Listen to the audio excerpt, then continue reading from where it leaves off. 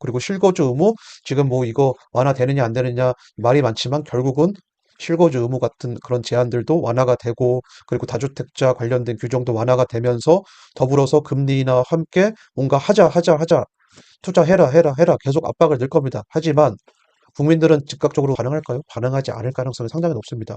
그동안 폭락한 걸 받고 구조조정 한창 되고 있고 먹고 살기 힘든데 무슨 투자냐? 예전 리먼 사태랑 똑같이 반복될 거예요. 근데 그때 청량리 같은 데 용감하게 투자한 사람들이 지금 청량리 역세권의 상업지역 땅값이 평당 1억 4천까지 올랐는데 그 상승을 맛보게 될 것이다. 이게 핵심입니다. 권력자가 언급만 했을 뿐인데도 숨어있던 투자자들이 들어와서 투자를 하면서 정고점 회복 혹은 신고가까지 찍어버리는 이런 현상이 나타나고 있다.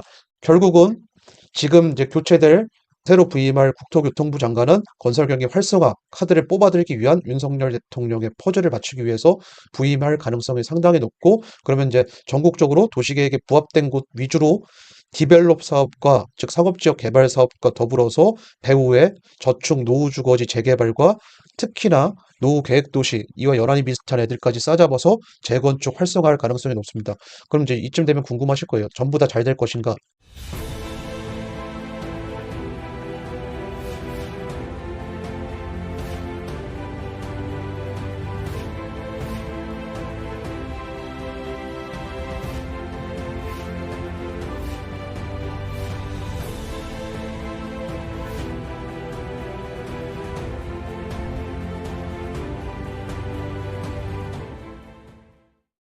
안녕하세요. 서경파파입니다.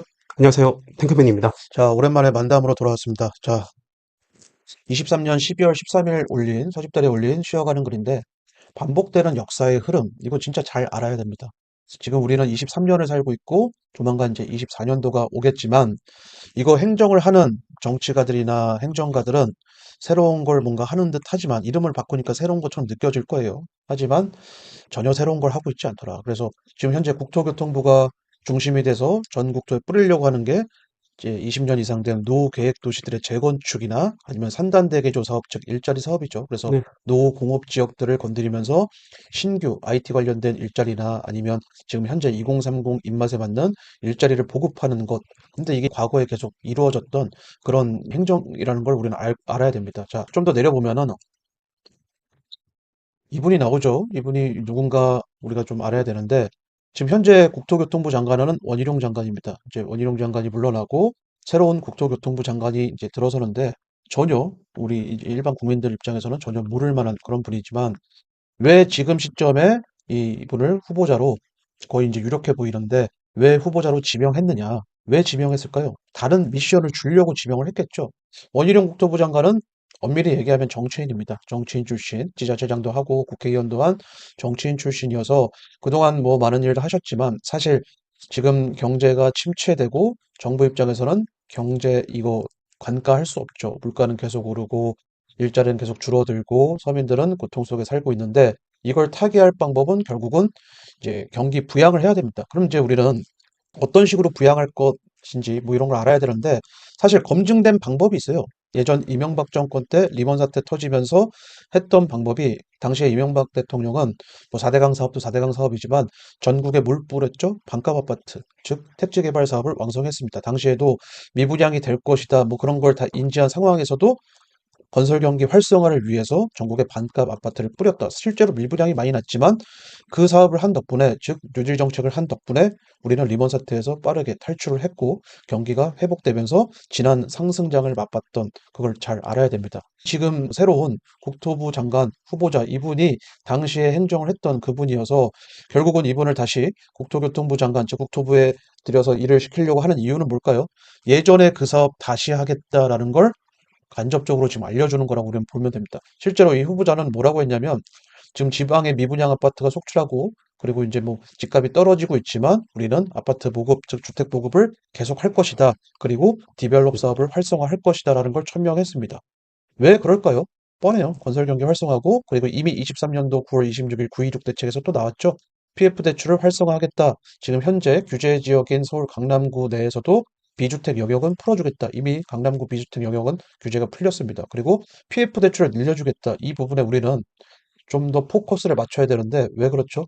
지금 대중들이나 인플루언서들은 PF 부실이 상당히 심각한데 여기서 더 늘려준다? 이해를 못하는 분위기입니다. 정부에서는 그걸 잘 알아요. 지금 부실이 심각한 걸 잘 아는데 왜 PF 대출을 더 늘려주려고 노력을 할까요? 가만히 있어도 망하고 그러니 해봐야 된다. 건설 경기를 활성화해야 된다. 그 측면입니다. 그리고 이미 지난 리먼 때 이명박 정권에서 이 방법을 써서 성공을 해봤습니다. 그래서 건설 경기 부양하기 위해서 경기 침체를 막기 위해서 해당 방법을 사용하는 거고 그거를 이미 해본 이미 이 노하우가 축적된 전문가를 다음 차기 국토교통부 장관으로 모시는 작업이라고 보시면 됩니다. 그러면 우리는 뭐 이미 지난 상승작을 알잖아요. 상당히 신규 아파트들이 많이 오르고 그리고 이제 부동산이 상당히 많이 올랐는데 지난 상승장의 메인이 됐던 건 이전 정권에서 뿌려놨던 뉴타운 사업체들이 사업을 열심히 해서 걔네들이 분양되고 청약하고 입주권 분양권 시장이 활발하면서 상승장을 이끌었습니다. 즉 지난 정권의 뉴타운 재개발 사업에 의해서 분양된 아파트들을 중심으로 해서 상승장을 이끌었다고 보면 됩니다. 그런데 그 상승했던 신규 아파트들이 지금 하락장 초입임에도 불구하고 추풍 낙엽으로 떨어지고 있죠. 다음 상승장은 어떤 투자처가 화두가 될까요? 국토교통부가 발표한 지금 이제 최근에 제초안도 통과가 되고 그리고 이 노후계획도시 관련된 일기 신도시가 중심이 되겠죠. 노후계획도시 관련된 특별법이 통과가 됐다. 다음 상승장은 재건축 아파트가 필수 핵심 투자처가 될 겁니다. 이전 상승장에는 재건축도 물론 이제 이슈화가 되긴 했지만 아직 그 연한이 돌아오지 않은 그런 사례였습니다. 그래서 뭐 개포나 구반포 정도 아니면 이제 둔촌주공 뭐 이제 이런 애들 위주로 뭔가 좀 상승이 이루어졌는데 좀 제한적이었죠. 재건축 영역은. 근데 다음 상승장은요.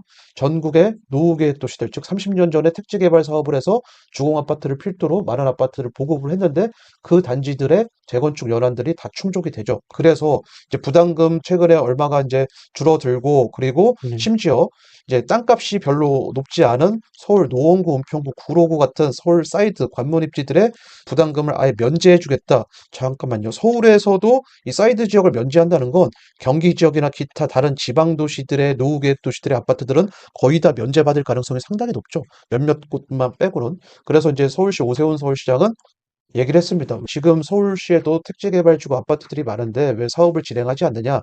이분이 굉장히 현명해요. 지난 서울시장 때도 뉴타운 사업을 해봤듯이 정비 사업을 잘 알고 있습니다. 결국은 정비 사업은 용적률과 돈싸움인데 이러한 규제가 완화되지 않으면 잘 활성화되지 않는다는 걸 지난 뉴타운 사업을 해보면서 잘 아는 거죠. 그래서 명확한 대답을 합니다. 나도 잘 알고 있다. 다만 제초안법이 개정되고 노후 계획도시 관련된 특례법에 어떠한 내용이 들어있는지도 검토를 한 후에 진행해도 늦지 않는다는 그런 발표를 합니다. 그래서 결국은 이번에 통과가 됐고 그리고 핵심 거점인 여의도 도심 거점에 오세훈 서울시장이 신속통합기획 재건축이나 아니면 기타 등등 인센티브를 얘기했습니다. 얘기했더니만 이게 참 중요한 그래프인데 이게 지금 여의도 아파트죠. 여의도 아파트인데 자, 상승장 때 이제 투자해가지고 이제 오르고 그리고 하락기가 시작되면서 긴가민가 했죠. 진짜 하락이 맞는지, 진짜 하락이 맞나 긴가민가 하죠. 그러다가 쭉 떨어지죠. 하락장인 걸 확인하니까 다 쭉쭉 떨어집니다. 떨어지는데 여기서 지금 계단식 상승을 하면서 반등을 칩니다. 왜 반등을 칠까요? 아직 재건축하지도 않았는데 오세훈 시장이 계속 언론 플레이를 합니다.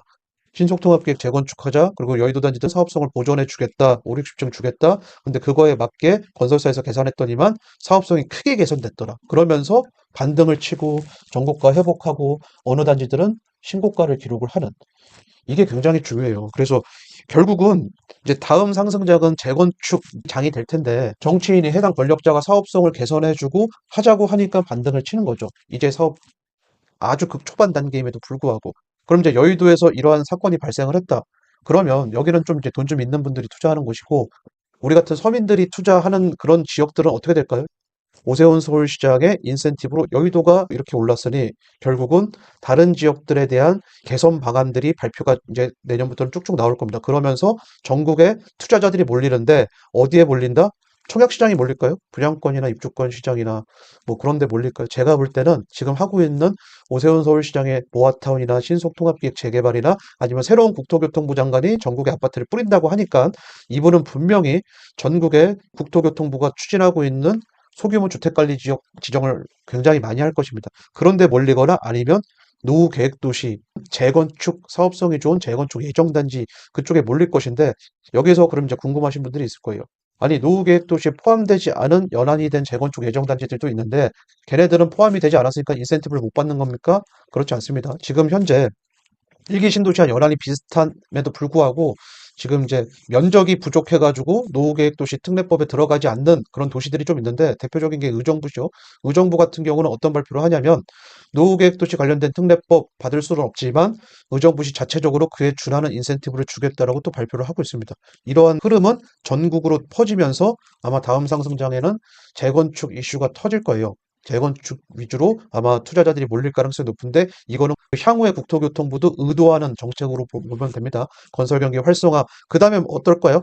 건설 경기 활성화하고 나서 그 결과물을 누군가가 사줘야 되겠죠. 아니면 재개발 투자를 해주거나 재건축 투자를 하면서 부양책 쓰는 그 효과가 나와야 되겠죠. 즉 투자, 부동산 투자 시장에 뭔가 물을 집어넣을 겁니다. 투자해라, 투자해라. 그러면 지금 현재 부동산 관련된 취득록세나 아니면 양도세 관련된 규정들이 개정이 되고, 그리고 실거주 의무, 지금 뭐 이거 완화되느냐 안 되느냐 말이 많지만 결국은 실거주 의무 같은 그런 제한들도 완화가 되고, 그리고 다주택자 관련된 규정도 완화가 되면서 더불어서 금리나 함께 뭔가 하자, 투자해라, 해라 계속 압박을 넣을 겁니다. 하지만 국민들은 즉각적으로 반응할까요? 반응하지 않을 가능성이 상당히 높습니다.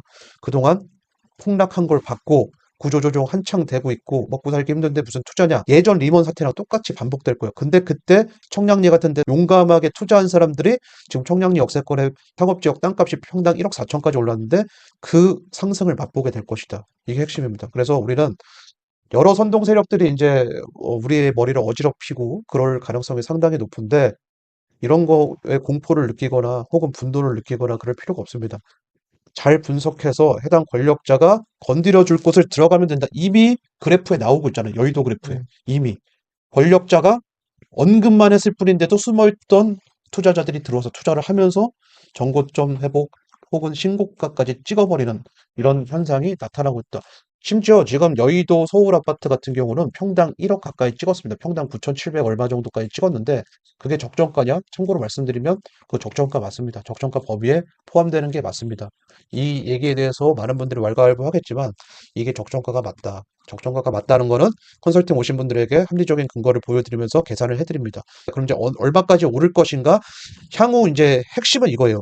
좋아. 재건축이 활성화돼서 난 일기 신도시 재건축 예정인 아파트 사업성이 괜찮은 애들을 골라서 투자할 건데 얘가 얼마까지 오를 것인가? 불안하시죠? 그래서 적정가 어떻게 계산하는지도 알아야 됩니다. 그래서 핵심을 말씀드리면 결국은 지금 이제 교체될 새로 부임할 국토교통부 장관은 건설경기 활성화 카드를 뽑아들기 위한 윤석열 대통령의 퍼즐을 맞추기 위해서 부임할 가능성이 상당히 높고 그러면 이제 전국적으로 도시계획에 부합된 곳 위주로 디벨롭 사업과 즉 상업지역 개발 사업과 더불어서 배후에 저축 노후주거지 재개발과 특히나 노후 계획도시 이와 연한이 비슷한 애들까지 싸잡아서 재건축 활성화할 가능성이 높습니다.